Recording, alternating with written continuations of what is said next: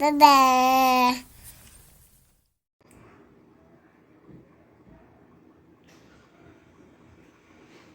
Ei, pessoal, tudo bem?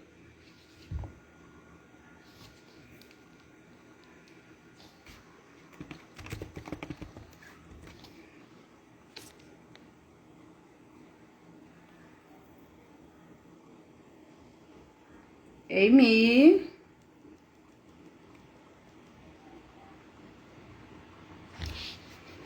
Ei, Ed. Ei, Fê. Gente, que mulher já entrou maravilhosa. Visualizar. Andam.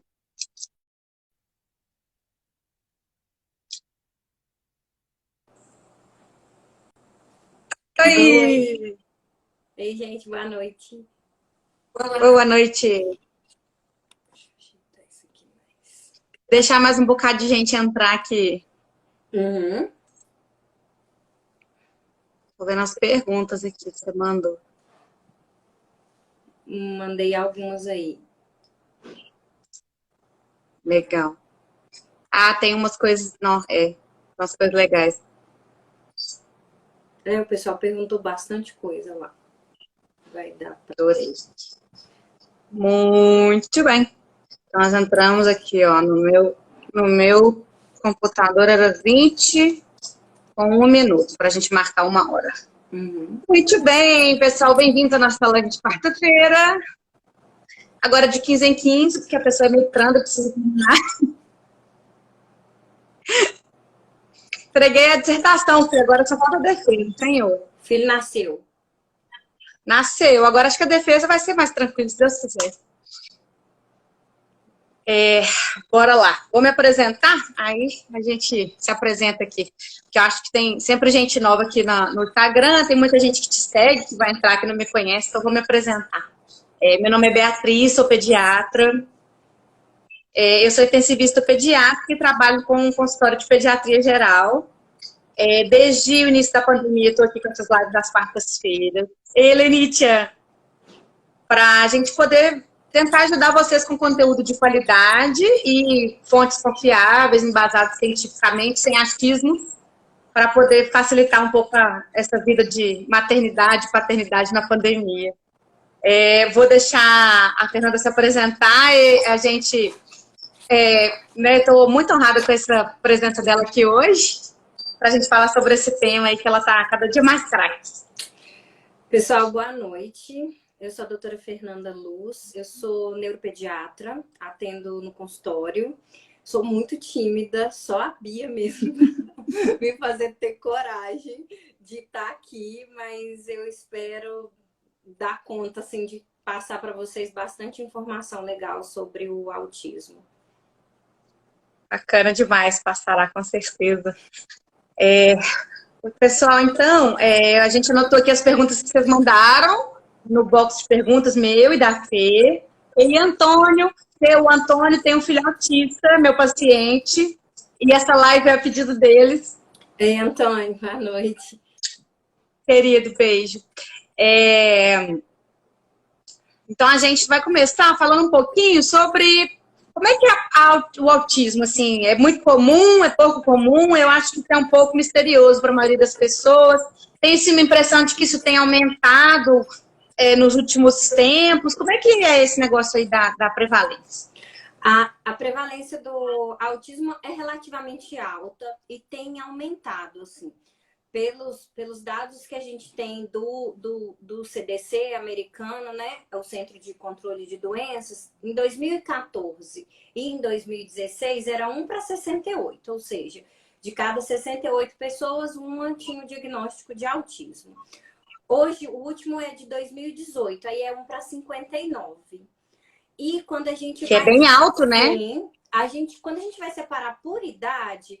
Aí a gente coloca as crianças mais novas, até 3, 4 anos, é um pouco menos. E quando a gente coloca as crianças acima de 4, 6 anos, aí aumenta bastante essa prevalência, porque as crianças têm mais demandas sociais e acaba que a percepção até de quem é leigo fica mais fácil aí acontece esse diagnóstico. Nos Estados Unidos... Acaba tendo mais diagnóstico. Nos Estados Unidos, que é bem estruturado, nas escolas, né? Que a gente acha que assim, é o nosso modelo... um terço, a metade das crianças são diagnosticadas após os 6 anos de idade. E eu li isso... Não, muito triste. Um artigo do Pediatrics de janeiro de 2020. Então, assim, lá é muito tardio, né? 6 anos. E a gente estuda muito autismo em bebês, em intervenção precoce. E as crianças maiores muitas vezes ficam perdidas aí nesse diagnóstico. Então, eu acho que a gente tem muito que focar nos bebês, que a intervenção precoce é fundamental. Mas a gente tem que pensar nas crianças maiores também, que às vezes recebem diagnósticos errados e às vezes fica como TDAH, transtorno opositor desafiador, e você vê que essa criança tem dificuldade de se adequar. Na verdade, é um autismo leve, mas a criança tem muita dificuldade, a família tem muita dificuldade. Eu tenho pacientes assim, que foram expulsos, convidados a sair da escola, que não se adequam de forma alguma. E aí você vai fazer o diagnóstico mais velho e você dá uma clareada, assim. Nossa, então a gente conseguiu explicar tudo. Claro que nem tudo é autismo, mas a gente tem que ficar de olho nas crianças mais velhas também. Joia. E falando de diagnóstico, como é que é esse diagnóstico? Assim, é rápido na primeira consulta? Às vezes os pais chegam lá com essa dúvida. Não, eu quero saber se é autista, mas... É importante esclarecer como é que é esse diagnóstico, que ele é multi, que demora. Eu brinco muito assim, eu queria muito ter uma bola de cristal, que eu pegasse, ou então passasse o menino assim embaixo de alguma coisa e do outro lado saísse positivo ou negativo, o exame de sangue. Mas autismo não tem isso, assim, a gente tem muita pesquisa, a gente conhece muito de base genética, neurobiológica do autismo, e isso vem assim, você chega no congresso, tem muita coisa genética mesmo, mas o diagnóstico ainda é clínico. E é comportamental. Então, a gente precisa de relato do comportamento dos pais. Às vezes, vídeos caseiros ajudam muito. Mas o autismo moderado e grave, ele é mais fácil de diagnosticar. Ele tem mais sintomas, o sintoma tá ali, é mais fácil. Agora, o autismo leve, né? A gente fica muito... Aquele da fronteira, não é, mas a criança fala, mas... Não, esse a gente fica muito na dúvida. A gente tem os instrumentos de triagem que os pediatras fazem, né? Que é aquela escala MCHAT, que a gente responde sim ou não para várias perguntas. Tem outras escalas, mas tem hora que a gente precisa de todo mundo. Quem é todo mundo? A família, o neuropediatra ou psiquiatra infantil, o pediatra e a equipe multidisciplinar. A fono, que vai avaliar todos os aspectos da linguagem, ela vai avaliar, não é só se a criança fala ou não fala, né? Porque a criança pode falar muitas coisas, carro, batata, dinossauro, mas não usar isso para se comunicar. Então, ela vai ver se a criança fala, vai ver como que é a comunicação, a iniciativa dessa comunicação, e vai ver se é inteligível ou não, se tem intenção ou não. Então, a fono vai ajudar, a terapia ocupacional vai ajudar na parte de integração sensorial. Às vezes a criança tem uma seletividade alimentar importante, às vezes anda na ponta dos pés, algumas pistas sensoriais aí. E às vezes a criança não fala, a gente fica muito aflito, né? Tem que falar, então a fono vai resolver, mas às vezes a TO ali vai ser fundamental nesse trabalho. E o pilar do tratamento, que é o acompanhamento psicológico. Então, um psicólogo com treinamento mesmo para o diagnóstico de autismo. Então, às vezes, o caminho é mais difícil, mas lembrando, o diagnóstico não pode atrasar a estimulação, de forma alguma. Enquanto ali a gente está pelejando com o diagnóstico, a gente vai seguindo para a estimulação mesmo, entendeu? Perfeito. Esse que você falou, né, que o autista mais grave, que é o que as pessoas conhecem melhor, né? Assim, às vezes quando a gente comenta com os pais, os mais novinhos, que pode ter autismo, sente uma resistência, às vezes eu acho que as pessoas tendem a pensar mais nesse autista grave, disfuncional. Sim, aquele bem estereotipado, né? Bem estereotipado. E é importante hoje os pais terem essa noção, né, Fê, de que pode ter quadros leves, que às vezes vão ser adultos, até relativamente funcionais, mas que socialmente não tem um bom desempenho, às vezes não consegue se colocar bem no mercado, você vai ver, já é uma coisa assim. E às vezes um moderado que vai ter diagnóstico lá com 5, 6 anos, quando começa a ter dificuldade escolar e tudo. Então é importante, às vezes, a gente também, eu falo isso muito com os pais lá no consultório, até no começo a gente evita até de nomear, porque, igual você falou, você não sabe se é, se não é. às vezes tem um traço de, né, às vezes tem um pouco mais de dificuldade de comunicação, às vezes de integração sensorial, mas que não tem todos os critérios, mas que já requer atenção e já requer estimulação independente do diagnóstico. Então, eu acho que é isso que a gente tem que quebrar um pouco esse estereótipo, para a gente poder conseguir fazer esses diagnósticos precoces mesmo. E como é que são esses primeiros sinais? Como que a gente faz para detectar isso, então, em bebês, em crianças menores, e não deixar passar para a bomba estourar lá na frente? A gente tem estudado isso muito, porque a gente sabe que a gente tem uma janela de intervenção, então quanto mais precoce a gente começa a perceber os sintomas, a gente já vai estimulando. A gente não tem critérios diagnósticos para bebês, mas a gente tem sinais de risco. É aquele bebê que não faz contato visual na mamada. Mas uma coisa que a gente tem que pensar também a gente tem, hoje em dia, muito eletrônico, né? Então, a gente também tem que procurar o contato visual desse bebê. Não adianta eu amamentar olhando no celular, entendeu? Isso que vai fazer a criança ficar autista, mas às vezes a criança vai perder o interesse depois quando você estimular. Isso não faz, né? Ninguém vira autista. Isso é uma base genética. Então, é uma criança que às vezes fica muito bem no berço, onde você bota, ela fica, ela não faz questão do colo. Ou então é uma criança que só quer o colo o tempo todo. Então, assim, vai muito nos extremos, uma criança muito irritada, muito difícil de consolar. Não, uma criança de 6 meses que não interessa em pegar um brinquedo, em explorar aquele brinquedo, né? Então, a gente percebe, existe um método de triagem que ele ainda é em estudo, a gente não usa de forma sistemática, clinicamente. Chama eye tracking, para olhar, escaneia para onde o olho do bebê está olhando. Então, Bacana! O bebezinho típico, o que não tem autismo, ele vai olhar no olho do interlocutor. Então, eles filmam e tem a figura assim. Você vê que o neném tá fixado no olho. O neném com risco de TEA, ele fixa na boca, ele fixa no movimento. Então, ele não vai fazer o olho no olho, ele vai olhar para a boca. Às vezes, ele se interessa mais pelo objeto do que pela pessoa. Então, a gente tem essa falta de interesse mesmo. Pode ser uma criança, um bebezinho muito apático, né? Sem interesse social mesmo. Ou pode ser um bebezinho muito irritado, sabe? Mas só o fato de ser irritado não significa que é autista. Então, a gente tem que olhar todos os outros sinais, né? Se tem os pré-requisitos da linguagem, se é um bebê de 9, 10 meses, já está começando a dar tchau, jogar beijo. Então, tem muitos sinais que a gente já tem que prestar atenção nesse neném. O atraso de fala, às vezes, é a coisa mais marcante que chama atenção primeiro, né? Eu vejo muito isso no consultório, então às vezes o neném com quase 1 aninho que já era para estar fazendo aquela lalação, né, de repetir sílaba, papá, mamã, bobó, e ainda não está falando as coisas. Essa questão do interlocutor também a gente vê muito, bebê que foge do olhar, né? É difícil, às vezes a gente tem que fazer diagnóstico diferencial com outras coisas. Sim. E acontece muito quando a gente faz esses rastreios precoces de talvez não ser, que é o que você está falando, né?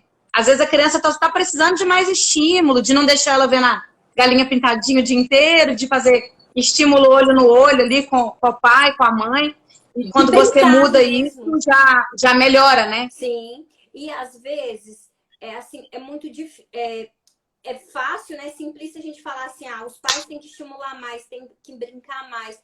Mas eu acho que isso é simplificar e levar a culpa. Eu acho que a ideia não é essa. Se você acha que o bebê, né? Você, pai, mãe, pediatra, acha que o bebê tem um atraso de linguagem, procura um neuropediatra, procura um fonoaudiólogo especialista em linguagem. Ele vai te ajudar, assim, intervenção precoce, intervenção demais não vai prejudicar. Mas se você passa do tempo da intervenção, a gente não consegue voltar, né? Então, pode ser que a gente tenha esse atraso. Então, piscou assim, a luz amarela, eu tenho um bebê de 1 ano, eu espero que comece as primeiras palavras. Não falou, não aponta com o indicador o que quer, ou então só aponta, né? Quando eu aponto uma coisa, olha o avião, a criança não olha para o avião, isso é uma atenção compartilhada. Tem muito assim, o neném machuca. quando o bebê, a criança pequena machuca, a primeira coisa ela olha para o adulto, para ver a reação do adulto, né? Se você brinca, oi, isso aqui a criança levanta, se você vai assustado, a criança tende a chorar.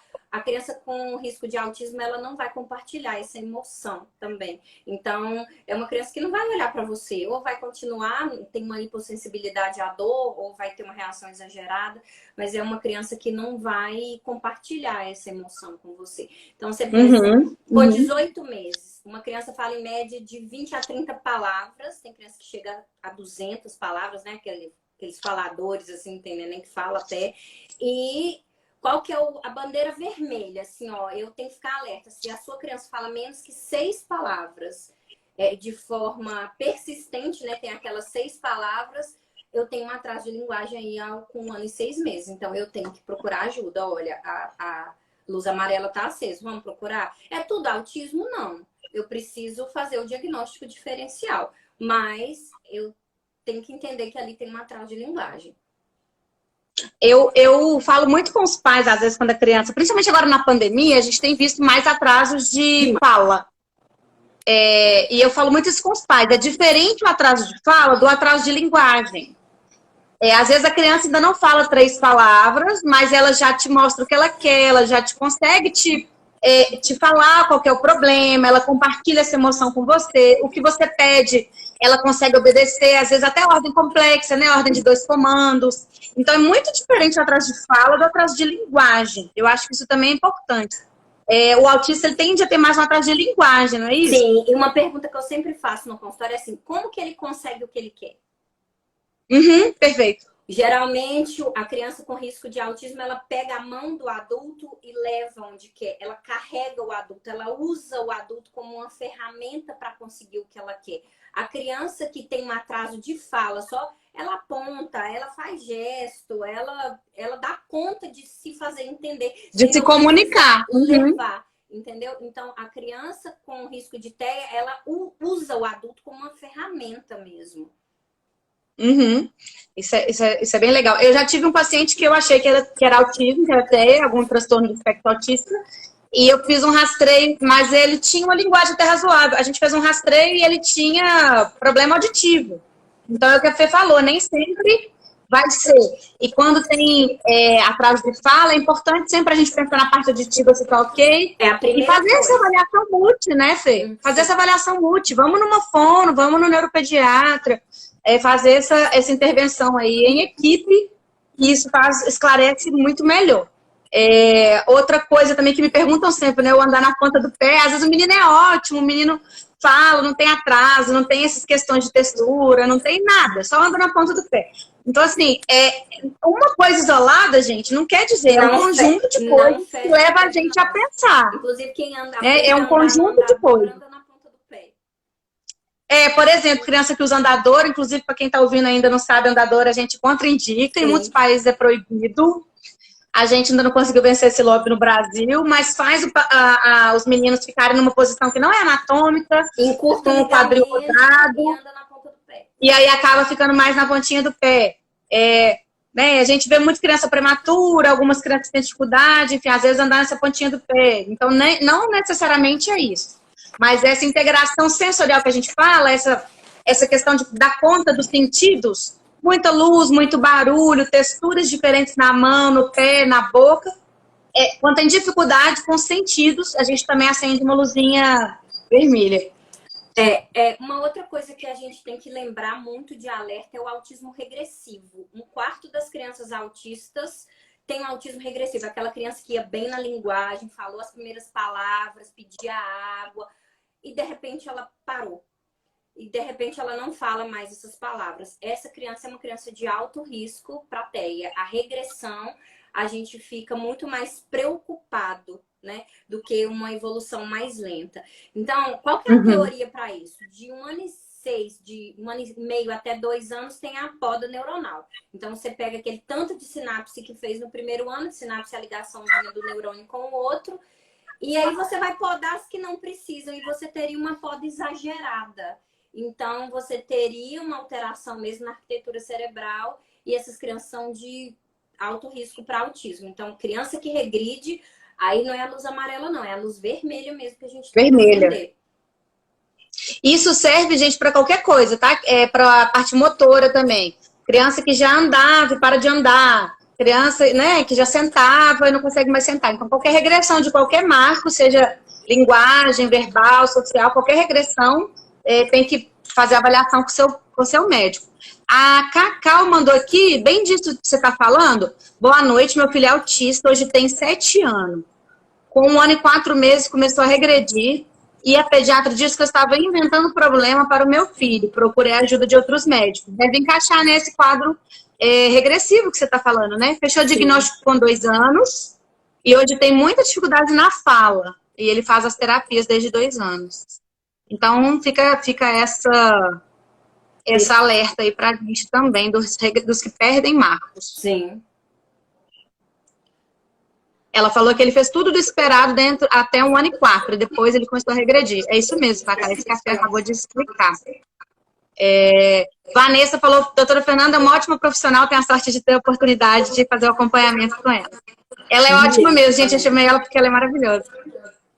E a Flori Bernardes falou que pode ser problema auditivo. Sim, tem uma frequência grande de atrasos de fala, quer dizer, não de linguagem, que às vezes são um problema auditivo. Muito importante investigar. A primeira coisa que a gente investiga é a audição, até porque isso muda a estimulação que a gente vai fazer com a criança. Então, é protocolo. E às vezes a mãe fala assim, mas doutora, ele escuta, porque quando eu boto a galinha pintadinha, ele pode estar onde for, que ele vira e vem.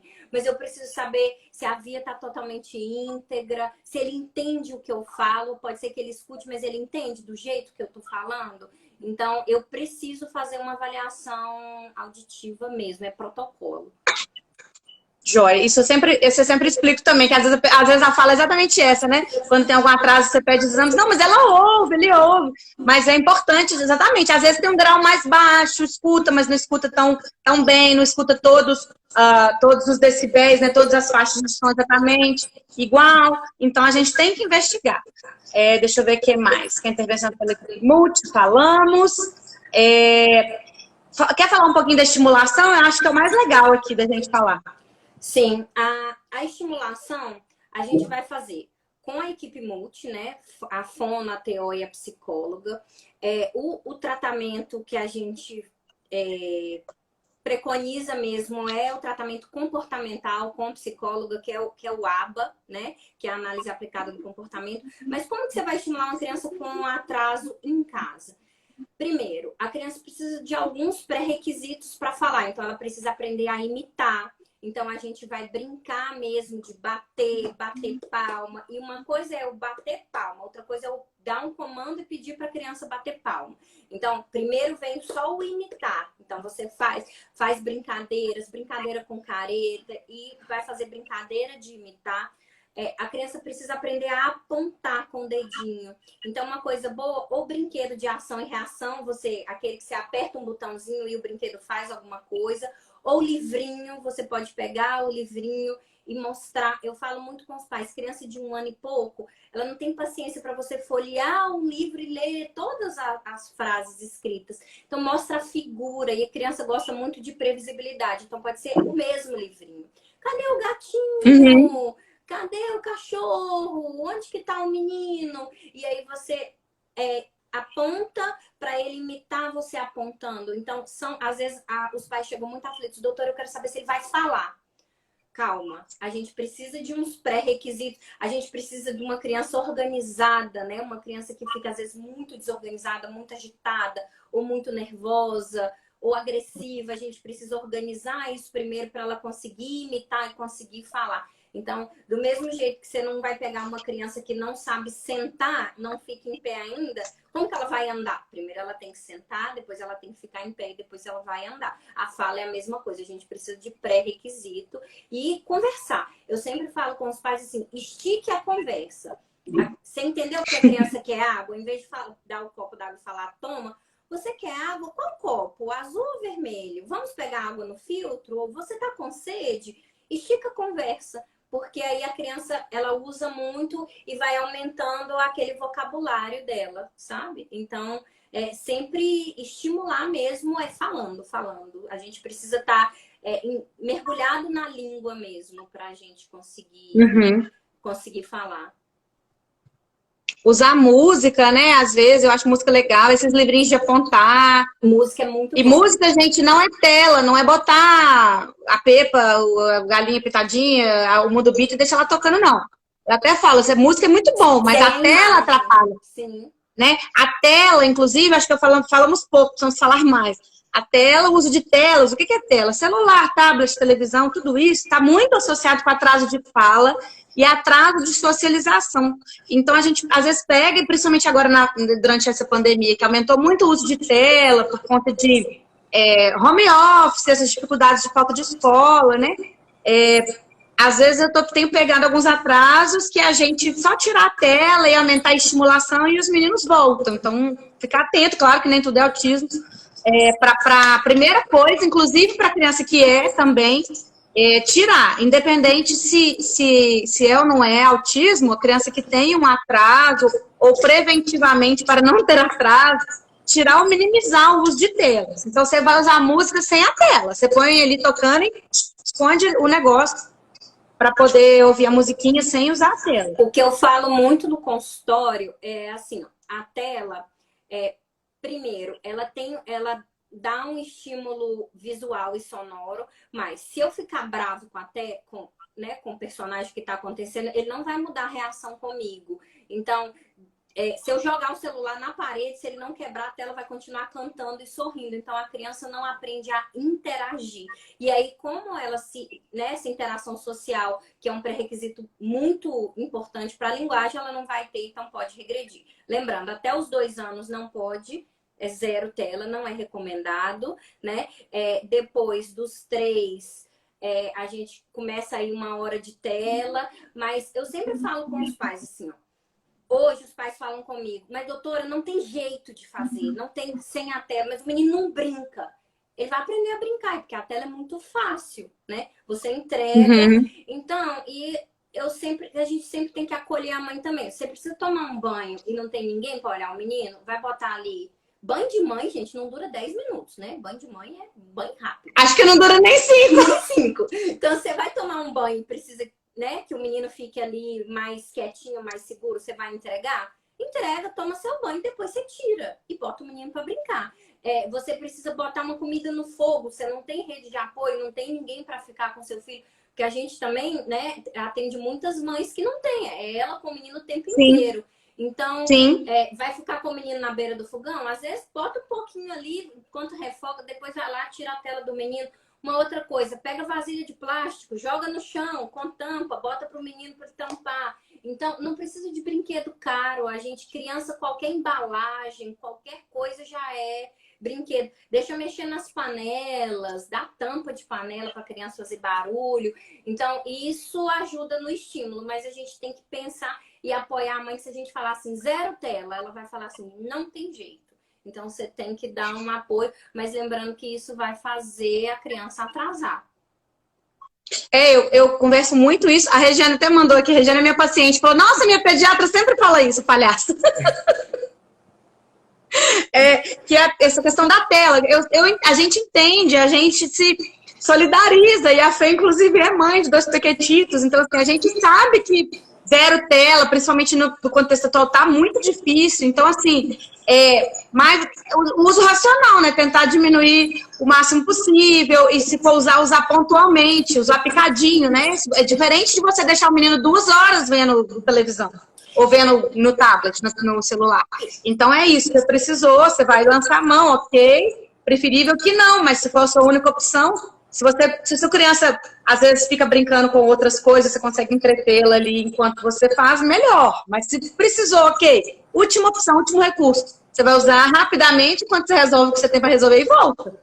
E tira, né? E uma coisa que os pais, geralmente os pais que vêm com isso, mas doutora, ele aprende tantas palavras assistindo. A criança que não tem atraso, que interage bem, realmente ela pode aumentar o vocabulário assistindo? Pode. E os pais trazem isso no consultório. Mas a criança que já tem algum atraso, que tem prejuízo na interação, ela vai atrasar mais. E a gente sabe que cada meia hora a mais de tempo de tela, você aumenta a chance de atraso da linguagem 49%. Então, assim, você vai aumentando a chance de atraso na linguagem nessa criança. Então, às vezes é um mito, assim, que eles acham que estão estimulando, né? E que a gente achava bem no começo, mas não é bem assim. Nossa, que percentual alto, hein? Esse dado aí é legal. Cada meia hora a mais de tela por dia aumenta 49% a chance de atraso de fala. Eu vou te mandar a referência. Isso aí é importante, nós vamos postar aqui depois. Vocês acham que a gente tá brincando? Nós estamos falando é sério. Eu falo isso tanto, eu falo isso toda vez, aí eu mando artigo, eu mando os trem. Gente, aí eu mando pros pais, a mãe reclama que o pai que põe, aí eu mando pro pai. É uma luta. Às vezes é uma luta mesmo. Um tira, o outro bota. Às vezes é o pai que tira e a mãe que bota. E às vezes é uma avó, às vezes só tem a avó. E agora na pandemia eu tenho visto realidade de creche clandestina, ou seja, uma vizinha que fica com 10 crianças. E aí, nossa Deus, teve uma que falou assim, doutora, a vizinha só aceita se a criança tiver o seu próprio celular. E aí a criança, muito agitada, né? Muito agitada. E aí o que faz o dia inteiro? Não, fica de celular de 8 às 18. Não tira nem para comer. Então... E aí como é que faz, né? Como é que não atrasa? Difícil demais. Ok. Muitas perguntas se tem tratamento com medicamento, como é que funciona essa questão do tratamento. Acho que tem que desmistificar isso também. Sim. Não existe remédio para autismo. A gente tem, né, buscado, a ciência tem buscado muito, a gente conhece muito de base genética, a gente tem cada vez mais informação. À medida que vai ficando mais prevalente, a gente tem mais informação. Então, assim, as medicações que a gente usa são para tratar os sintomas. Então, a gente pode ter agressividade, a gente pode ter uma seletividade alimentar importante, a gente pode ter uma criança muito ansiosa, a gente pode ter déficit de atenção associado. Então, a gente vai tratar esses sintomas ou comorbidades associados. Aí tem muita gente que fala assim, doutor, e o protocolo de vitamina D? Não tem comprovação científica, né? Um protocolo, chama protocolo Coimbra, hipervitaminose de vitamina D. Não tem embasamento científico. Doutora, e o ômega 3? O ômega 3 não tem embasamento científico também. Mas o protocolo de hipervitaminose D tem risco de intoxicação. O ômega 3, eu não, se vem tomando, eu não peço para tirar. Tipo, mal não faz. Mas não tem evidência científica. Doutora, e tirar o glúten? De que melhore, né? Essas restrições alimentares, elas surgiram há um tempo, na década de 90. Saiu um artigo, eu não lembro se foi na década de 90 agora, acho que foi na Nature. E era um artigo de gastro. E aí era um artigo que estudava doença inflamatória intestinal, ele não foi desenhado para estudar autismo. E aí, por fim, lá eles concluíram que no grupo que tinha mais doença inflamatória intestinal tinha mais autismo. Mas o estudo é cheio de viés, tanto que os próprios autores, no mesmo ano, fizeram um artigo se retratando. Mas ficou isso, tem que tirar o glúten e o glúten melhora. Não melhora, não tem evidência. E às vezes é um desafio. Eu já peguei criança que assim, doutora, só come macarrão. E eu consigo botar tudo no macarrão. Eu consigo botar verdura, legume, macarrão com feijão, vai tudo no macarrão. Carninha moída, né? E eu fui no nutricionista especializado e tal, e mandou eu tirar o glúten. E agora ele come nada. Como é que você vai fazer uma criança que já tem... Aí a mãe chega super ansiosa, a criança chega super ansiosa.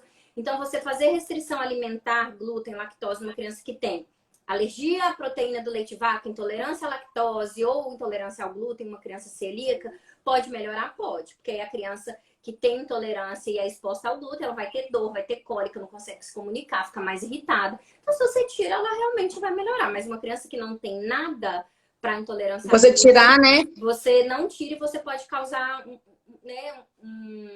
um problema alimentar. Eu sei que tem um macarrão sem glúten. Nutricional, né? Você não resolve, ainda causa outro problema nutricional. Mas o macarrão sem glúten tem outro gosto. E criança que tem seletividade alimentar importante, às vezes, se você trocar a marca, eles percebem. Eu tenho que só come o macarrão da marca tal, mas não achei no supermercado tal, eles percebem. Porque eles têm uma hipersensibilidade sensorial importante. Eu vi aí que colocaram o que a gente acha da homeopatia. Eu acho que ajuda, mas não substitui. Eu já tive crianças que tiveram uma boa resposta à homeopatia. Então, tem criança que ajuda sim. E às vezes é um passo antes da gente entrar com medicação controlada, com alopatia mesmo. Então, Legal. era uma colega minha da residência.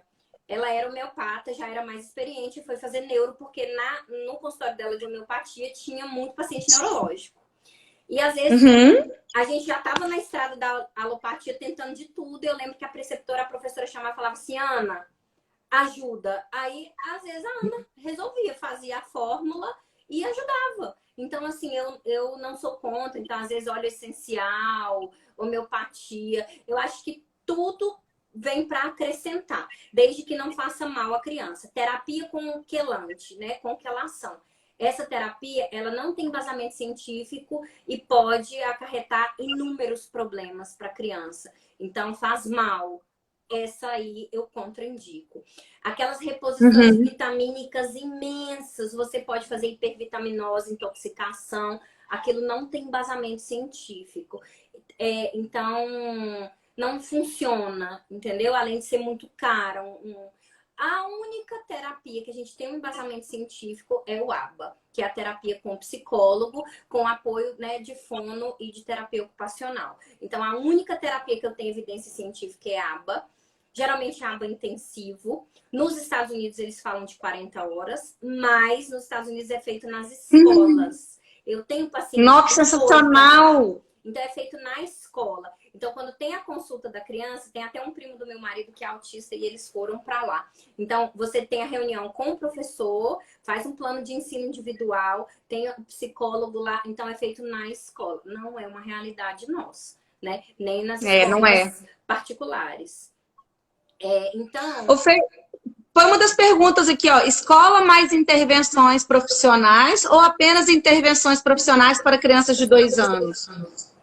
Eu acredito muito na escola junto, porque a escola dá um ambiente mais natural, dá interação. Então, a criança vai ter os desafios de linguagem que ela vai ter que tentar falar em casa. Às vezes, a gente já conhece muito a criança e aí a gente já adivinha tudo que ela quer, né? Então, tá tudo ali na mão. Os meus meninos, você conhece pelo olho. Às vezes, meu marido, mas como é que você sabe que ele quer isso? Não, eu sei que ele quer isso. Porque a gente conhece a criança, a avó conhece, tem um monte de carrinho, ele aponta, né? Às vezes não fala aponta, mas eu já sei que o preferido dele é aquele vermelho com listra branca. Eu vou dar aquele, eu não vou dar o outro. E na escola a professora não sabe. Então a escola vira um desafio e ainda tem interação com os pares que a gente não tem com a terapia. O ABA é caro, né? Porque precisa de uma dedicação quase que exclusiva daquele profissional. Então... O que eu recomendo para os pais tem muitos cursos, tem curso de atendente terapêutico que consegue fazer. Então, se às vezes o pai ou a mãe, alguém em casa consegue fazer o curso e consegue aplicar alguma coisa em casa, é uma realidade, né? É uma coisa mais nossa aqui, porque pagar o ABA intensivo, que a gente fala que o mínimo são 15 horas, se você for colocar isso na ponta do lápis, gira em torno aí de Nossa, fica muito caro. Quase 20 mil reais. Não é uma realidade, nossa. Não é uma... Muito caro. E é uma das perguntas aqui exatamente essa. Como é possível fazer intervenção precoce de alta intensidade pelo plano de saúde? Sim, por lei, né? No rol da ANS lá, o que o plano é obrigado a pagar? É obrigado a pagar a terapia psicológica. Ele não é obrigado a fazer o ABA. Até porque a sessão do plano é muito curta, né? O plano paga pouco para os profissionais, mas o universo também que o plano tem que atender é muito grande. Não daria para... A gente tem conseguido, assim, a gente tem conseguido grupos de autismo em alguns convênios, a gente tem conseguido. Não é o ideal. O plano é obrigado a cobrir, eu concordo. E aí, às vezes, a gente tem que entrar via justiça mesmo. Infelizmente, no nosso país, a gente sabe que, às vezes, as coisas são meio mais ou menos, né? Mas aqui, você que sabe mais dessa parte burocrática, o plano não é obrigado a cobrir nem a fono, nada? O plano é obrigado a cobrir, fono, TO e psicólogo. Só que na letra da lei, não tem escrito que tem que ser ABA. entendeu? Então, às vezes, o plano pode uhum. se esquivar de fazer o ABA. E, às vezes, a gente vai fazer o Denver, que é mais naturalista. Às vezes, é o ideal fazer em casa com a criança mais novinha. Que o terapeuta tem que ir em casa. Isso é inviável pelo plano, né? A nível Uhum. de comunidade. É inviável, assim, do ponto de vista econômico. Por mim, o plano pagava para todo mundo, gente. A aba tinha na escola, por mim, assim. Mas a gente sabe que a gente tem a vida real, né? Ela escreveu aqui, Lobel, o meu vai para a escola pública, que é incrível. Eu tenho percebido um apoio muito maior da escola pública do que da escola privada. Eu tenho percebido, assim, isso é experiência de consultório. Até, assim, para a gente conseguir um monitor, um professor de apoio na escola pública, a gente tem um plano mais individualizado. Às vezes a escola privada problematiza mais e a escola pública resolve mais. Isso é uma realidade que eu tenho visto no meu consultório. Eu não estou generalizando Uhum. todas as escolas, né? Mas às vezes quando a gente troca, os pais têm uma surpresa positiva quando vai para a escola pública. E a escola pública tem aquele, quando tem alguma necessidade especial, tem aquela obrigatoriedade de ter um monitor, não é? A Normalmente? particular também Conta. tem. E a particular, ela não pode cobrar dos pais, mas a gente sabe que algumas cobram. Porque a gente Entendi. a gente sabe que algumas acabam cobrando o valor. Olha, ele vai ter, você faz o laudo, a gente coloca a lei de inclusão, eu coloco no laudo direitinho, o laudo concede. Uhum. Sim, mas aí você vai ter que pagar mais uma taxa X. R$ 5, Mas isso entendi. não pode. Entendi. Uma outra pergunta aqui até do Antônio. Peraí que eu perdi. Ele estava perguntando o que, que você acha dos canabinoides? Ah, tá. A gente já tem muitos estudos, né, dos canabinoides, né, do canabidiol, que são derivados da maconha. O que é também um tratamento muito caro. Não é a primeira linha de tratamento, então você não pega um autismo leve e já entra com eles. Geralmente é usado para autismo moderado, principalmente o severo, que tem comportamentos mais agressivos e disfuncionais. Para os que têm associação com crises convulsivas e determinadas síndromes epiléticas, a gente já tem uma evidência maior, então usa, mas tem cada vez mais estudos e mais gente usando. O que muita gente me pergunta é, doutora, tem um óleo lá do Nordeste, tem não sei quem que planta. Esses, gente, a gente não tem segurança, porque tem muitas substâncias. Uma delas é o THC, que pode, né, causar os efeitos mesmo que a gente conhece do cannabis. Então, o canabidiol puro é muito caro. Às vezes, muitas famílias, a gente já tentou um remédio, já tentou dois.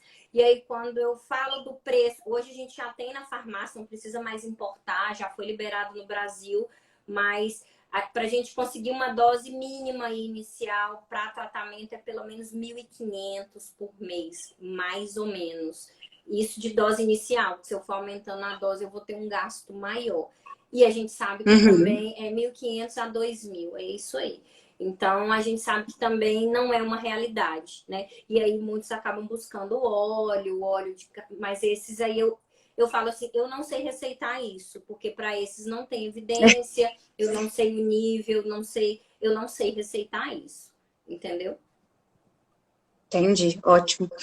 Eu acho que eu vou ver algumas perguntas aqui que estão legais pra caramba. Como identificar se é uma birra ou uma crise de irritabilidade de uma criança que pode ter TEA? Então, geralmente uma birra, a criança se desorganizou, ela ficou frustrada, né? Teve uma baixa tolerância à frustração, se desorganizou e fez uma birra. Geralmente consola fácil, né? Você distrai a criança fácil, você mostra outra coisa, olha isso aqui, mostra outra coisa. Eu sempre falo com os pais assim, a resposta à birra não é abandonar e largar a criança chorando, a criança está frustrada. Pense você frustrado, chateado, que aconteceu uma coisa ruim com você e alguém te abandonar. Então, você não vai dar o que ela quer, mas você vai abraçar, você vai acolher e essa criança vai se organizar. A criança com risco de TEA, ela tem muita dificuldade de se organizar, mesmo depois que você já tirou aquela coisa que ela ficou embirrada, às vezes, mesmo que você já deu, essa criança tem muito mais dificuldade de se desorganizar. Às vezes a birra é muito mais desproporcional.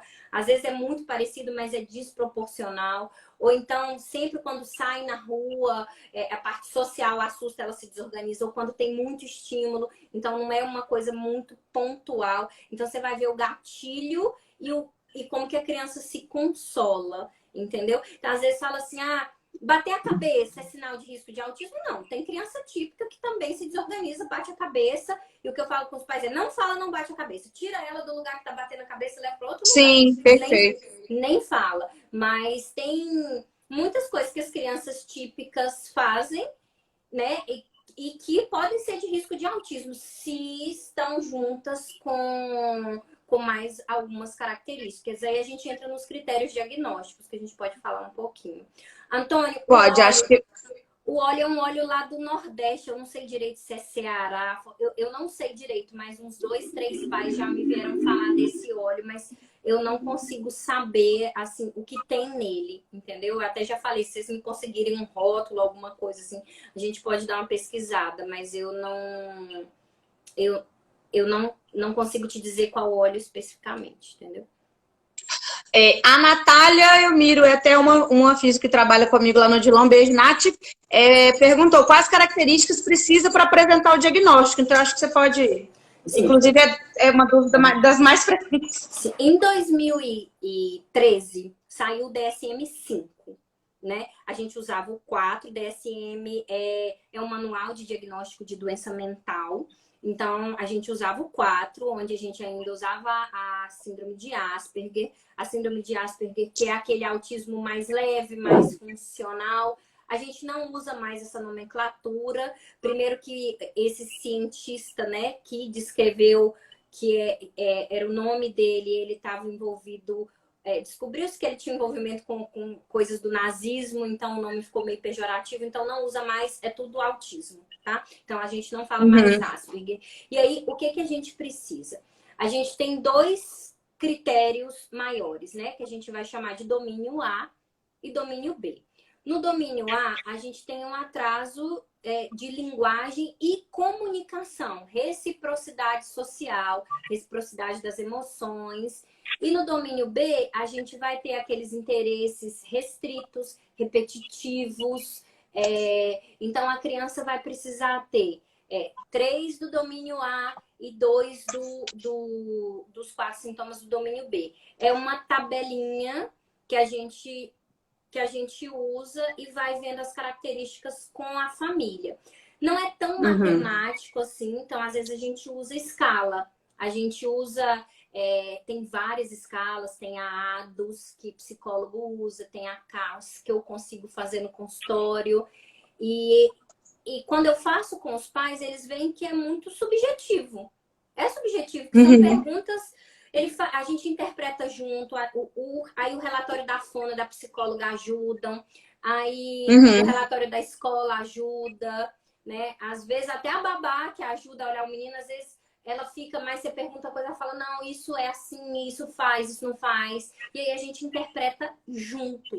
Então, o diagnóstico é muito mais de interpretação do comportamento do que simplesmente 3 de um, 2 de outro, 9 fora. Não é matemático, entendeu? É muito subjetivo, né? E às vezes os pais discordam, não sei se você tem essa percepção. Às vezes o pai fala, não faz. E a mãe fala, não, faz. Então sempre tem um mais otimista e eu acho isso bem desafiador. Esse é na hora que o relatório da equipe multi ajuda, porque às vezes chega no consultório, a gente faz o possível para a criança não ficar tão desorganizada.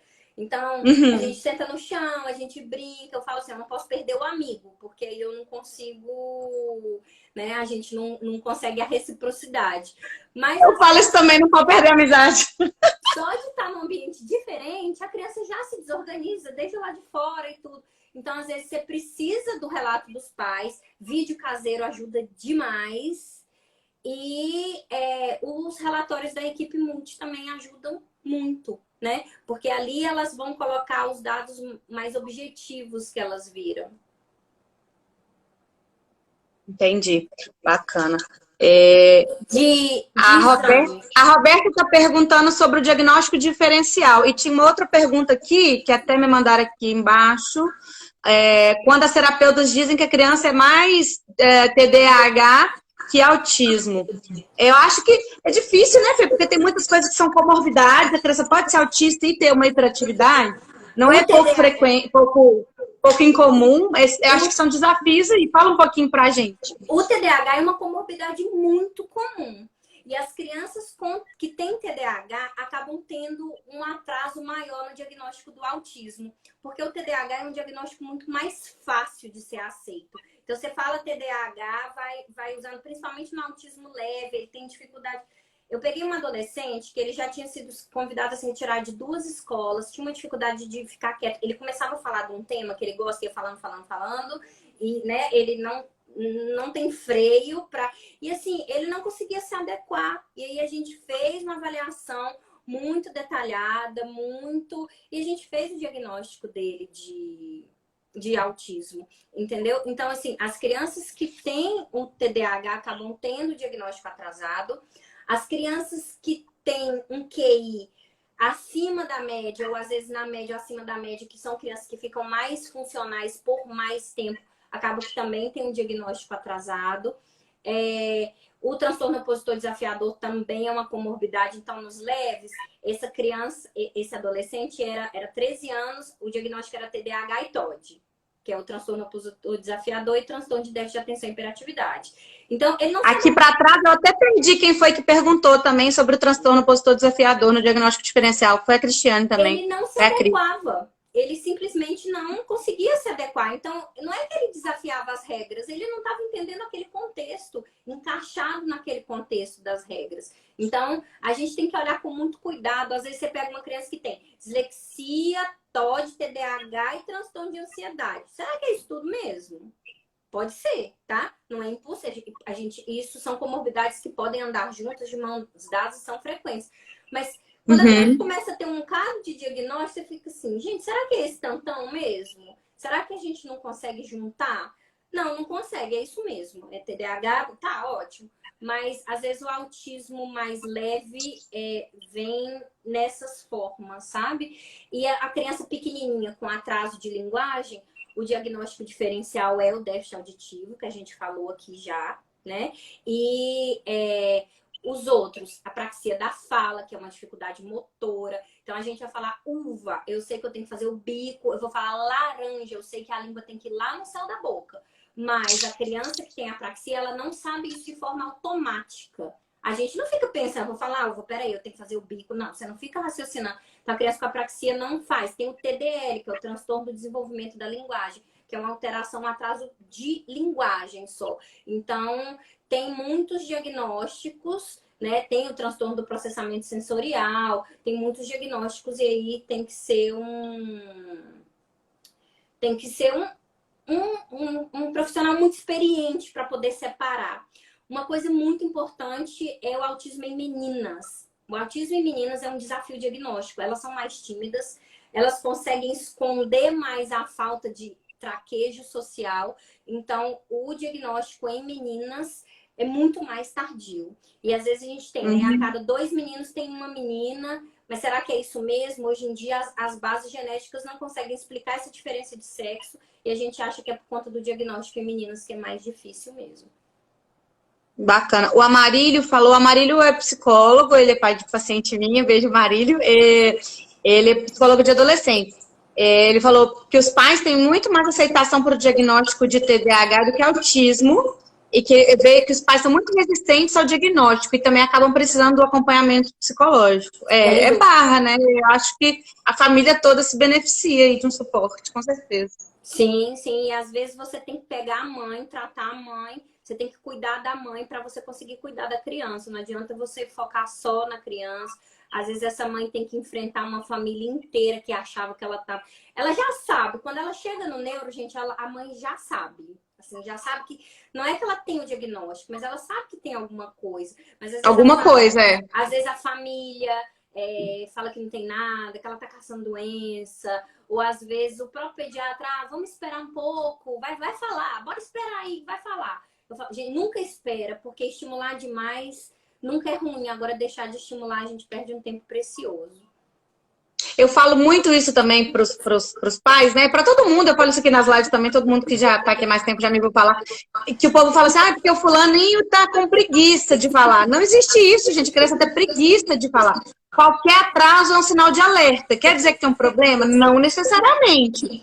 Mas é isso que a Fernanda falou. Se a gente perde o timing, o tempo da intervenção, o benefício depois é menor, o tempo para recuperação é maior. E isso independente se é autismo ou alguns outros problemas, enfim, qualquer um desses que ela citou. Então, se tem um atraso, ou se tem uma suspeita, está em cima do muro, está limítrofe, isso serve para qualquer coisa, isso serve para atraso motor, para atraso de fala, qualquer coisa no desenvolvimento que fugiu do que a gente espera, nunca esperar para encaminhar. Então, eu falo muito isso com os pais. Pode estar sendo excesso de zelo, vamos encaminhar para avaliação. Está com dificuldade alimentar com textura, eu sempre peço para a fono avaliar, acho que não custa nada. Sim. Excesso de estimulação não faz mal, eu me pergunto isso. Pode ter problema se eu estimular em excesso? Porque às vezes eu tenho pais assim, sei lá, que são fisioterapeutas, que sabe, que me perguntam, se eu estimular muito pode dar algum problema? Eu falo, não dá, gente, hiperestimulação não dá problema. Agora, estimulação a menos ou com atraso, isso pode dar problema. Então, acho que como é que é? Caldo de galinha nunca fez mal para ninguém, né? Então, excesso de zelo aqui também não faz mal. Sim, a Lili tá falando que a família sempre acha que o problema é da mãe, às vezes gera muito conflito com o pai da criança, às vezes... E eu falo assim, gente, vai todo mundo na consulta.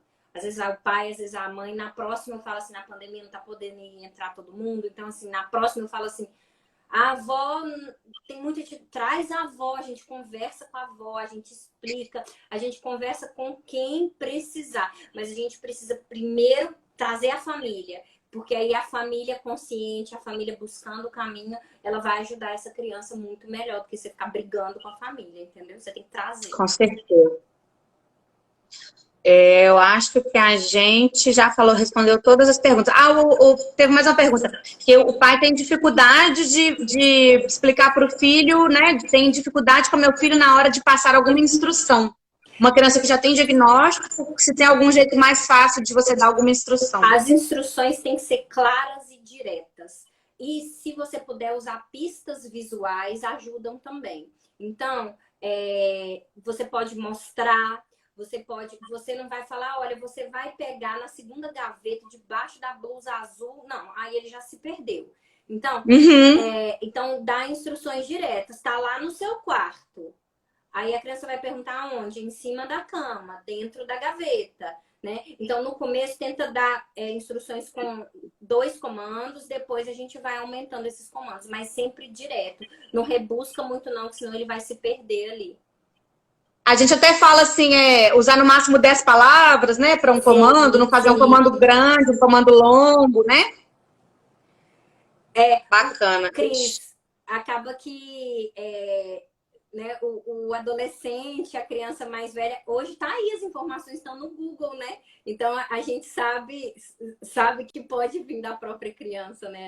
A gente tem essa experiência aí. O que ela falou, perdi. E quando o diagnóstico vem da própria criança, é porque... Não, maravilhoso, né? Porque as crianças pesquisam, eles entendem que eles têm uma diferença, né? Aí tem uma aqui muito legal também. Quando e como contar para a criança que ela é autista? Eu acho que tem que tratar isso de forma natural. Não pode ser um tabu, nem na família. Porque quando ela sabe que ela entende o porquê das diferenças e também não fica tentando se adequar o tempo todo, né? Porque isso gera muita angústia. Então, você pode ir tratando isso de forma natural. Quando ela perguntar, aí você vai dizer o que é, olha, o cérebro... E às vezes você pode levar isso para o neurologista dele, que ele vai ter mais um jeitinho de conversar, se você estiver achando muito difícil. Ou para que tá difícil de falar, como falar, né? Ou a própria psicóloga. Então, assim, o que eu sempre falo o seu cérebro tem um jeito de funcionar diferente. E diferente não significa que é pior. Às vezes, em algumas áreas, é até melhor, né? Ai, desculpa. O cérebro tem um jeitinho de funcionar diferente, um jeito de ler o contexto, de ver o que está acontecendo de forma diferente. Então, por isso que às vezes a gente faz terapia, para a gente conseguir não ficar muito irritado em tal lugar, para a gente conseguir falar melhor o que está passando na nossa cabeça. Então, é por isso que a gente está indo nas terapias, é por isso que a gente vai na tia fulana e fala o nome da fono. Geralmente eles gostam muito das terapeutas, elas fazem um vínculo muito bom, eles vão brincar muito. Então, aí a gente vai na tia não sei o que a tia vai brincar disso. Então, a gente pode ir usando mesmo o que... Mas eu acho que a gente tem que falar. Não falar gera muita angústia, né? Por que eu sou diferente? Por que eu não dou conta de fazer isso? Eles percebem, gente, que eles, né, não estão funcionando do jeito da maioria, né? Então, por que eu sei muito isso e esse povo demora esse tanto para... Às vezes tem altas habilidades, o menino com 4 anos está lendo, aí está lá com 6 anos a turma aprendendo a ler, ele já está lendo há 1000 anos. Então, assim, por que eu estou funcionando diferente? Quando ele sabe, ele fica mais tranquilo, né? Teve aqui a Cacau falou que já foi um psiquiatra que disse para não falar sobre o diagnóstico e outro que disse o contrário. Eu acho que se tratar com naturalidade e falar que é um jeito diferente, sim, é bem, bem legal. Gostei desse jeito aí que você falou. Pessoal, a gente está se aproximando de 1 hora. Eu não tenho certeza se a live vai cair, porque já aconteceu comigo aqui de não cair. Mas eu vou só agradecer a Fernanda a participação aqui. Se a gente cair, a gente não cair do nada. Ô, Bia, obrigada, adorei. Não, foi muito bom, adorei também. Pessoal, a Fernanda me mandou uma tabela, eu vou postar aqui para vocês, com esses critérios diagnósticos, essas coisas, para quem está perguntando muito mais detalhes. Eu acho que o mais importante é ter esse olhar atento, e qualquer coisa que chamar atenção a gente pode encaminhar, e é o que a gente falou, né? Não custa avaliação especializada, e tentar estimular o máximo possível desde cedo, independente do diagnóstico ter fechado ou não. Eu acho que a estimulação faz bem para qualquer criança, então, às vezes os pais ficam batendo na tecla assim, do diagnóstico, não é. Gente, independente, tratamento para esse menino é estimulação, então nós vamos estimular e depois a gente faz uma avaliação retrospectiva, né? Ai, gente, muitos elogios aqui. Obrigada, gente. A Fernanda é maravilhosa, né? Me perguntaram aqui se eu trabalho no Odilon. Trabalho no CT Infantil do Odilon. Foi onde eu conheci a Fê, quando ela ainda estava lá. Ela faz muita falta para nós, como neuro e como PED, mas ela hoje está aí voando e fazendo esse sucesso todo, e graças a Deus. Eu só tenho a agradecer, assim, eu te confesso que eu sou muito tímida, a primeira vez que eu apareço aqui, mas você conduziu aí, me deixou bem à vontade. Eu quero deixar uma mensagem, assim, criança não tem preguiça, criança pequena, ela é interação, ela é o brincar, então ela não tem preguiça, O Cris, eu nunca esqueço disso que ele falou, que quando a gente fez o diagnóstico, né, desculpa interromper aí, mas eu nunca esqueço desse diagnóstico. Então, assim, criança não tem preguiça. A criança é convívio, é interação. Criança de 2, 3 anos, ela é interação. Então, ela não vai ficar com preguiça de falar. Ela não vai falar porque ela está com alguma dificuldade. Então, quanto mais cedo a gente ajuda essa criança, e aí eu não estou falando só de autismo, eu estou falando de atraso de linguagem. Então, quanto mais a gente estimular, mais tranquilo vai ser o processo escolar. A gente sabe que a criança com atraso de linguagem vai agarrar na alfabetização. Ela tem uma chance muito grande de agarrar na alfabetização. Que às vezes, a hora que a gente faz o diagnóstico, 5, 6 anos e agarrou na alfabetização. Então, se a gente estimula antes, a gente faz a vida escolar, esse caminho escolar mais fácil, mesmo a gente não falando do autismo. Bacana. Muito bem. A Renata, que foi a origem dessa live. Beijo para você. Beijo pro João. Obrigada a vocês duas. Fê, fica com Deus. Muito obrigada. Você também. Nós vamos combinar uma live, tá vendo? Ela saiu muito bem. Ela estava aí, morrendo de medo. Estava quase parindo um filho, mas deu certo. Deu sim, foi ótimo. Muito obrigada, querida. E nós vamos postar algumas coisas aqui, algumas respostas e essa tabelinha que a Fê me mandou. Bebê.